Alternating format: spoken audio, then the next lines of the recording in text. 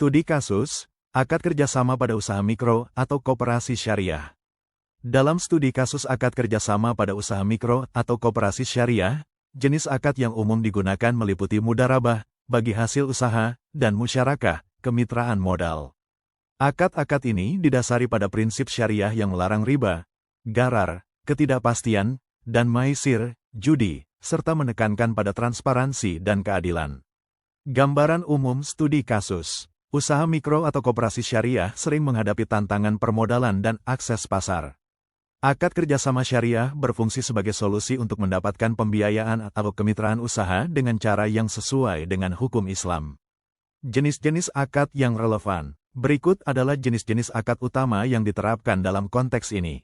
Akad mudharabah, kerjasama usaha. Akad ini melibatkan dua pihak, yaitu pemilik modal, sahibul mal, yang menyediakan 100% modal, dan pengelola usaha, mudharib, yang mengelola bisnis tersebut. Keuntungan dibagi berdasarkan kesepakatan awal, sedangkan kerugian finansial ditanggung sepenuhnya oleh pemilik modal, kecuali jika kerugian akibat kelalaian pengelola. Penerapan pada usaha mikro. Seorang investor, bisa jadi koperasi syariah atau individu, menyediakan modal penuh untuk usaha mikro, misalnya untuk membeli bahan baku atau peralatan, dan keuntungan dibagi sesuai nisbah yang disepakati, misalnya 60% untuk pengelola, 40% untuk investor. Akad musyarakah, kemitraan modal. Dalam akad ini, dua pihak atau lebih berkontribusi modal, baik uang maupun aset lain, untuk suatu usaha tertentu. Semua pihak berhak mengelola usaha dan berbagi keuntungan serta menanggung kerugian secara proporsional sesuai dengan kontribusi modal atau kesepakatan. Penerapan pada koperasi syariah. Beberapa anggota koperasi mengumpulkan modal bersama untuk mendirikan unit usaha swalayan atau perdagangan.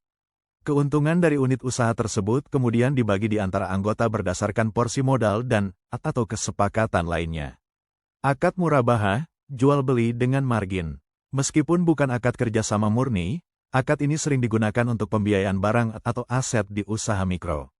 Koperasi syariah membeli barang yang dibutuhkan oleh pelaku usaha, misalnya mesin jahit, stok barang, dan kemudian menjualnya kembali kepada pelaku usaha dengan harga yang telah ditambahkan margin keuntungan yang disepakati di awal.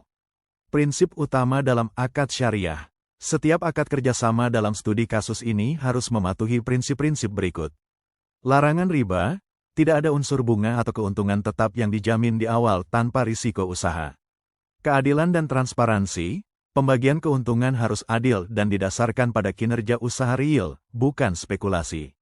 Adanya underlying transaction, transaksi harus didasari oleh aktivitas ekonomi real yang jelas, jual beli, sewa, atau kerjasama usaha, bukan sekadar perputaran uang. Kejelasan syarat, semua syarat, rukun, dan konsekuensi akad harus dijelaskan secara rinci dan disepakati oleh semua pihak di awal perjanjian. Dengan menerapkan akad-akad ini, usaha mikro dan koperasi syariah dapat menjalankan kegiatan ekonomi yang produktif sambil menjaga kepatuhan terhadap prinsip-prinsip syariat Islam.